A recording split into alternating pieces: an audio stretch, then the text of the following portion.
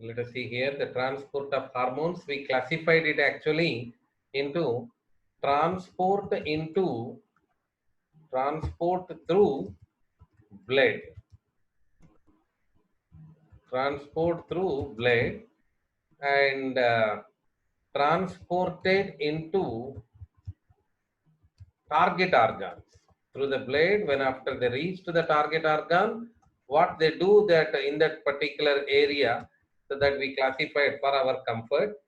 So from the gland to the target organ, how it get transported means that we got answer how it get transported, that transported through the blade.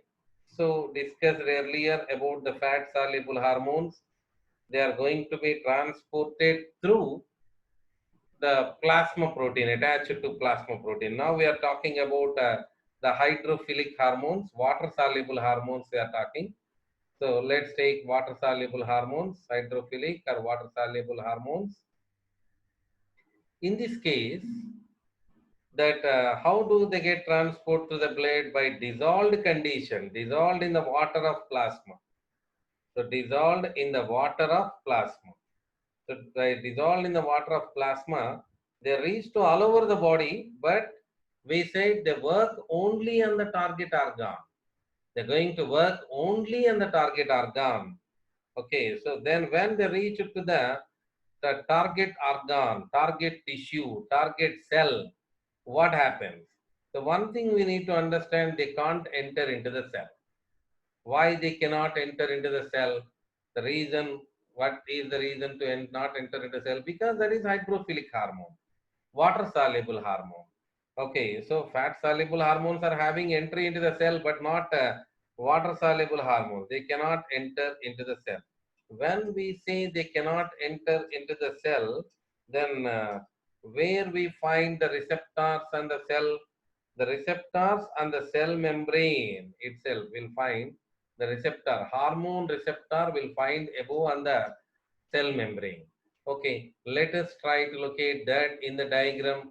Now that hormone reach towards the target organ, reach towards the target organ. Let me zoom that area. So now we are talking about the water soluble hormone. You see here, this is the hormone. This is a cell membrane. That cell membrane, I'll show you the cell membrane first of all. There at least you can understand. This is the cell membrane.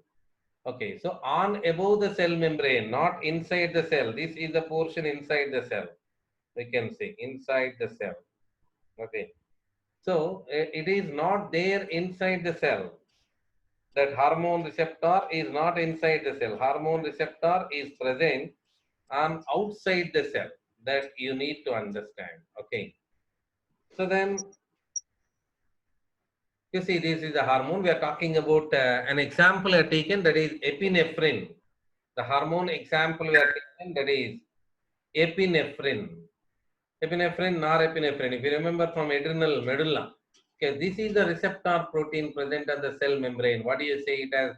Hormone receptor. Hormone receptor, we can say. Okay. So, wait, let me erase this. Then after, we'll look forward the remaining issues. Okay. So then, let us see here. Hormone receptor complex is formed. Hormone receptor complex is formed. Let us read the text and let's try to find out that issues given in the diagram. Relating the text to that given points is very important here. Epinephrine attaches to the cell membrane receptor. That is the first point that I am showing here. This is the first point. Epinephrine attaches to the cell membrane receptor. Okay, so I will adjust the frame which both theory and diagram to be visible. That I am adjusting the frame. Yes, okay. So which facilitates us to show you the diagram as well as the numbers. If you are able to make the numbers here, if you are able to make the numbers in your textbook also, that means you understand. Little bit complex area, but not complicated. That let us focus here, that easily you can understand. So what is the first point given there? Epinephrine attaches to the cell membrane receptor. This is the cell membrane receptor. hormone receptor complex is formed. Now, whatever the question we have, that why hormone receptor present outside the cell, we got the answer. Why it is present outside the cell? It is a hydrophilic hormone. It cannot enter inside the cell. Okay. Next, second point. Let us read the second point. The G protein of the cell membrane binds to GTP and activates. G protein of the cell membrane binds to GTP and activates adenylate cyclase. So that is the second point. What's that? G protein of the cell membrane binds to GTP and activates adenylate cyclase. Let us locate the adenylate cyclase first. Adenylate cyclase. Where is that adenylate cyclase? This is the adenylate cyclase. Okay, this side one. Adenylate cyclase. Okay. Then who is the G protein? This is the G protein. Okay, so that after all recognizing these particular issues, it will be much helpful for us to understand much better. What is the second point? G protein of the cell membrane. G protein of the cell membrane. G protein which is present on the cell membrane binds to GTP. This reaction occurs. Binds to GTP and activates that another enzyme which is present on the cell membrane itself. What is that? Adenylate cyclase. It's a membrane enzyme. Okay. So that is the thought, that the second one. Next, activated adenylate cyclase forms CAMP, cyclic AMP from ATP. That reaction you can see here. That reaction. This is the reaction. I hope it is visible to you, or else I'll make you. So I'll zoom this area. So I'll zoom this area. Why I'm going so careful in this area? Because if you are if you are able to relate the given theory with the diagram, then afterwards, even when you are revising, it will be very much helpful to you. That's why I'm taking the huge care here. So what is the first point we said? This is the first thing. What we said, hormone receptor complex is formed. That hormone receptor present above on the cell membrane. The hormone receptor activates the G protein. Hormone receptor activates the G protein and binds with GTP. That is the second point. Then binds with GTP. Okay. So that activates adenylate cyclase. Okay. So the membrane enzyme, adenylate cyclase enzyme is getting activated. Okay. So activated adenylate cyclase, what it is doing? It converts the ATP into cyclic AMP. That is second messenger, that cyclic AMP. Okay, so now what is the form here? That cyclic AMP, CAMP, the second messenger is formed. Okay, so what second messenger is doing? What second messenger will do? Let's go back and let's check it out. So let's check it out. So that so the CAMP activates protein kinase A. You see this. The CAMP activates protein kinase A, which activates the enzyme phosphorylases. Which activates the enzyme phosphorylases. You can see here. Which activate the enzyme phosphorylases. Okay. So next. So phosphorylases are formed. Phosphorylases phosphorylate glycogen into glucose 6-phosphate. Phosphorylates converts the glycogen into glucose 6-phosphate, and in turn it produces glucose. What is the ultimate result we want exactly here? Why that epinephrine came here to this particular cell to what to say? For the production of glucose.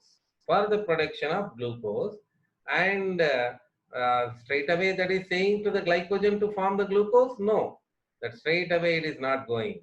So what it is doing, first of all, one after another, the cyclic reactions are going on.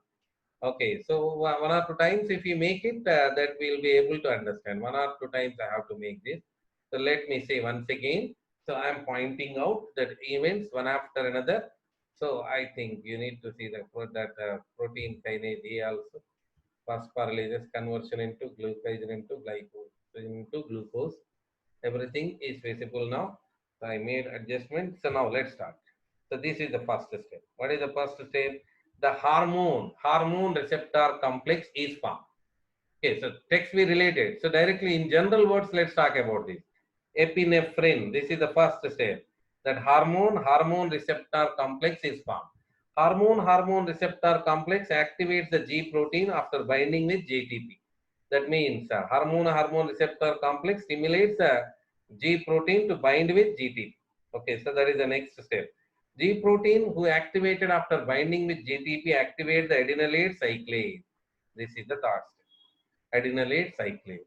So activated adenylate cyclase converts the ATP into CAMP, cyclic AMP, which is called second messenger.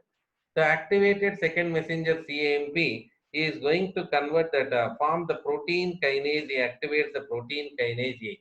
Protein kinase A activates the phosphorylases. Phosphorylates the glycogen into glucose. Phosphorylases the glycogen into glucose. The simply what reaction we want here, the conversion of the glycogen into glucose. So who makes the conversion of the glycogen into glucose? Phosphorylases. Then who activated the phosphorylases? Protein kinase A. Who activated protein kinase A? Cyclic AMP. Then who formed the cyclic AMP? Adenylate cyclase from ATP. Who activated adenylate cyclase? That G protein. G protein activated that adenylate cyclase. Who activated the G protein? Hormone receptor complex. This is the story. If you make it in the form of steps, if you are always see the diagram, whatever given, if you are able to understand the diagram, the story is so simple. Then let me say once again, hormone receptor complex is formed that activate the G protein to bind with GTP. Activated G protein GTP is going to convert the activates the adenylate cyclase converts the ATP into cyclic AMP that activates the protein kinase A and which activates the phosphorylases, which they convert the glycogen into glucose. Fight and flight hormone, isn't it? That we require energy. Like energy formation is after the formation of breakdown of the glucose. For that, we require conversion of the glycogen into glucose. That's why epinephrine came here. That given information to our cell. The on doorstep it is here, not coming inside. From the doorstep itself, it is doing. But actually, the interesting thing here. So in one to the another to the another to the that like this, one to the another to the another to the another. So action is going to be double. That is very important in this particular case. Then we have a statement, though hormones are released in very small quantities, how their effect is much bigger. So this is the hormone receptor complex. So when from here to here, when it is shifted, what happens? That particular activity double. That means from here to here, it reaches, that will be double. Then after the action will be much and much increased. Here it is. So finally, when it reaches here, that action will be reaches maximum. So see here, I tried actually with a thin line in the initial. Then after I made it, I made a thin line initially. So then after I made it the bigger one last in the last session. So that means what is happening? One to the another, to the another, to the another. The action is going to be multiplied over. Okay. So that's why. What you say in these cases, the hormone may be in little in quantity, but their action is going to be much bigger. So let's read that supporting line. The cyclic AMP, CAMP, a cyclic AMP, is a signaling molecule. A single hormone molecule activates the hundreds of phosphorylation. How? By causing a series of cascading reactions initiating with cyclic AMP. Okay, so that's it. And after that, we need to know one more information, that from one to the another, to the another, to the another, that what is happening here, action is going to be multiplied over. Let us see the supporting animation for this particular reaction, whatever we learn. Then after we'll continue the topic. To receptor proteins located in the plasma membrane and does not enter the cell. When epinephrine binds to beta-adrenergic receptors on the liver cell, G proteins on the inner side of the cell membrane are activated. Each G protein is composed of 3 subunits, and the binding of epinephrine to its receptor protein causes one of the G protein subunits to dissociate from the other 2. The G protein subunit which dissociates from the others carries a GDP, which is replaced by GTP when the subunit is activated. The activated G protein subunit then diffuses within the plasma membrane until it encounters adenylyl cyclase, a membrane enzyme that is inactive until it interacts with the G protein subunit. When activated by the G protein subunit, adenylyl cyclase catalyzes the formation of CAMP from ATP. The CAMP formed at the inner surface of the membrane diffuses within the cytoplasm, where it binds to and activates protein kinase A, an enzyme that adds phosphate groups to specific cellular proteins. In liver cells, protein kinase A phosphorylates and thereby activates another enzyme called phosphorylase, which converts glycogen into glucose 6-phosphate. The glucose 6-phosphate is then converted to glucose. Through this multi-step mechanism, epinephrine causes the liver to secrete glucose into the blood during the fight or flight reaction.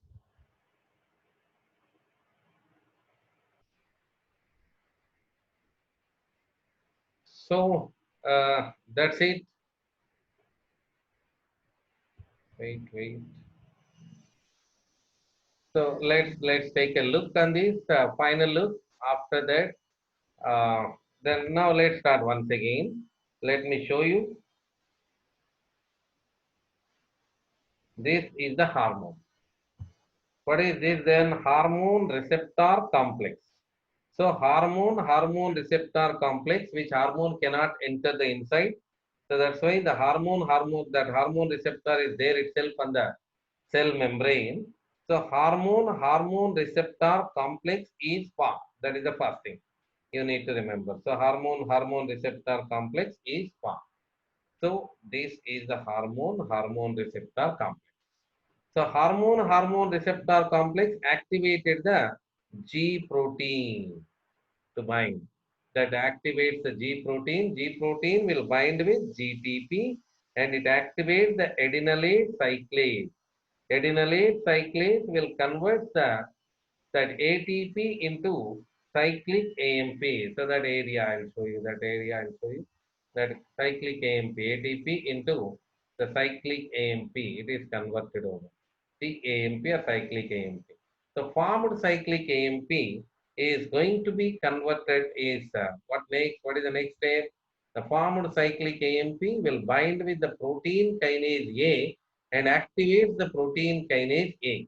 The activated protein kinase A activates the phosphorylases.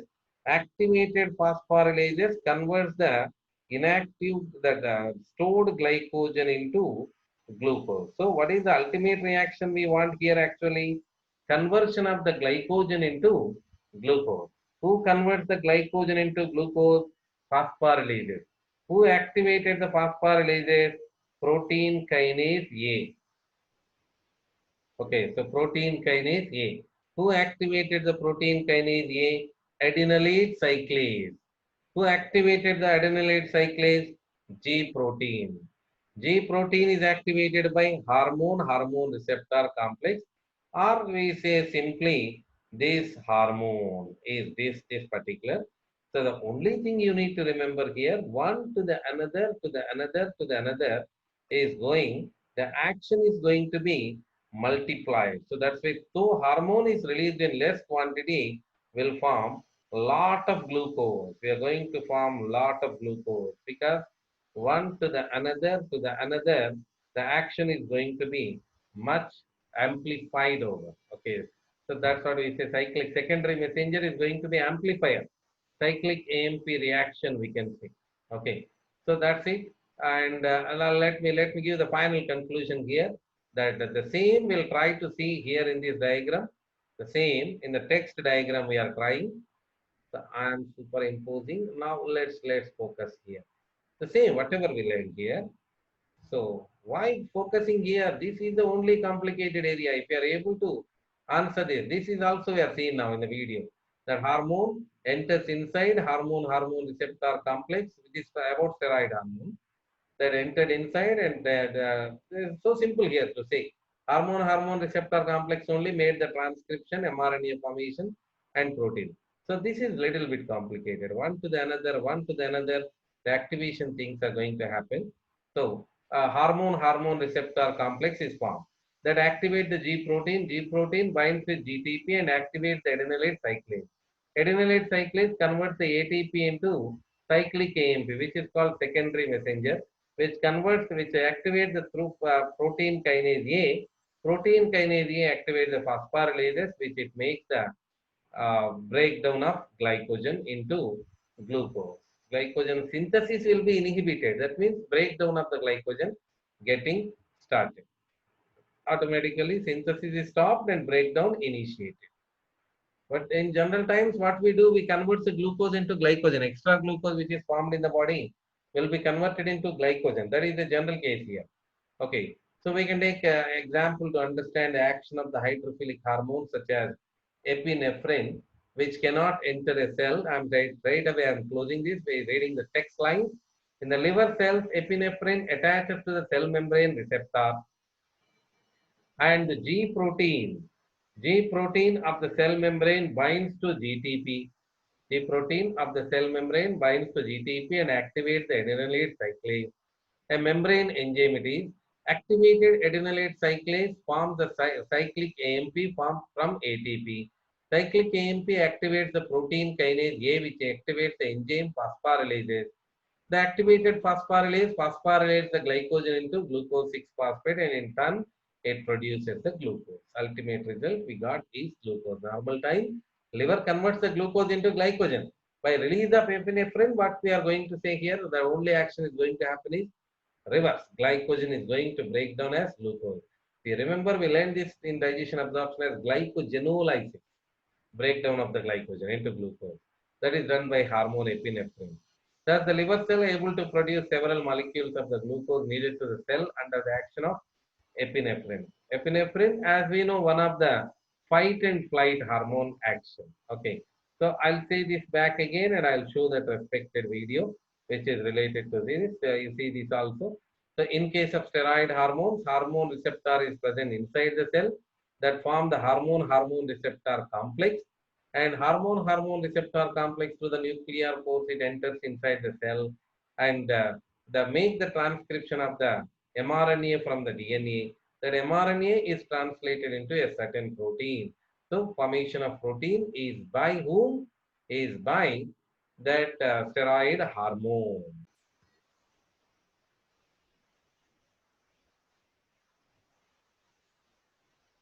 Steroid hormones are not water soluble.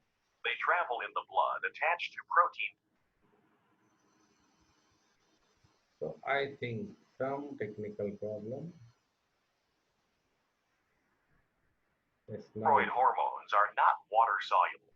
They travel in the blood attached to protein carriers. When steroid hormones arrive at their target cells, they dissociate from their protein carriers and pass through the plasma membrane of the cell. Some steroid hormones bind to specific receptor proteins in the cytoplasm and then move as a hormone receptor complex into the nucleus. Other steroids travel directly into the nucleus before encountering their receptor proteins, not shown. The hormone receptor protein, activated by binding to the hormone, is now able to bind to specific regions of the DNA. These DNA regions are known as the hormone response elements. The binding of the hormone receptor complex has a direct effect on the level of transcription at that site. Messenger RNA, mRNA, is produced, which then codes for the synthesis of specific proteins.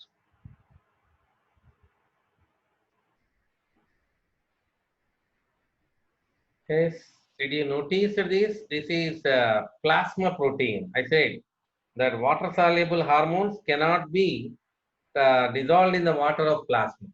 So that's why they transported through the plasma protein. They are attached to the specific plasma proteins that only are observing here. So in the blood plasma, with the help of plasma protein, they reach till here the cell, and then after they entered in the inside the cell and form the hormone receptor complex. Transcription of mRNA and synthesis of protein is getting happen. Okay, so this is the mechanism of hormone action, which is a little bit complicated, but that by watching the video and the explanation, I think so. That little bit comfort, I think came here, but we need to read the text immediately. Text reading immediately is helpful for us.